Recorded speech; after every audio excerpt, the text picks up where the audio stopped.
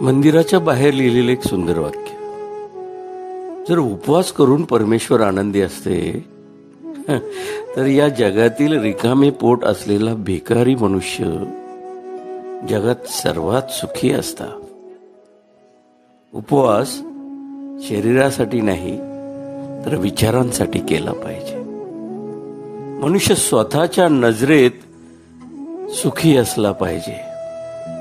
जग तर परमेश्वरापासून सुद्धा दुखी आहे.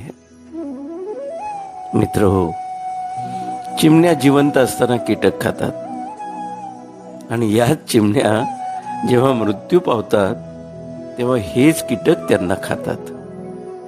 म्हणून एका गोष्टीवर लक्ष ठेवलं पाहिजे की वेळ आणि परिस्थिती केव्हाही बदलू शकते. त्यामुळं कधीही कुणाचाही अपमान करू नका. कधीही कुणालाही आजमावू सुद्धा नका. तुम्ही शक्तिशाली असालही, परंतु वेळ मात्र तुमच्यापेक्षाही शक्तिशाली असते.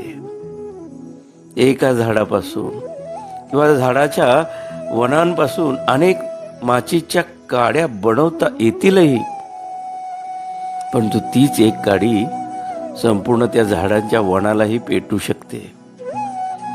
कोणी कितीही महान असे नका, परंतु नियती मात्र कधीही कुणालाही महान बनवत नाही.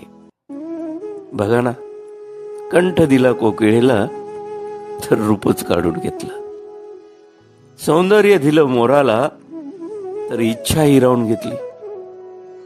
इच्छा दिली मानवाला तर समाधान मात्र दूर नेलं. आणि समाधान दिलं संतांना तर संसार हिसकावून घेतला.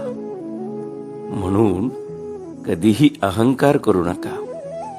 परमेश्वराने या मातीपासून बनवलं आणि याच मातीत आपल्या सगळ्यांचा शेवट केला. या जगात माणूस 3 गोष्टींसाठी फार श्रम करतो.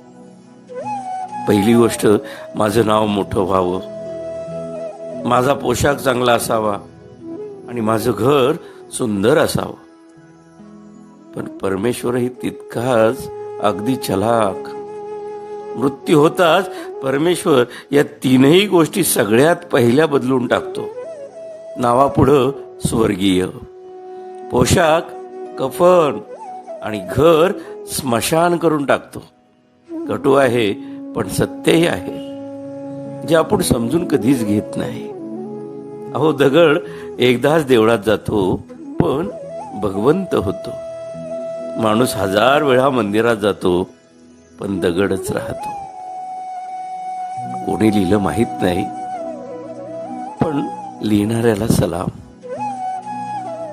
बघा, पटलं तर घ्या यातून काहीतरी. अभिवाचन विठ्ठल शितोळे.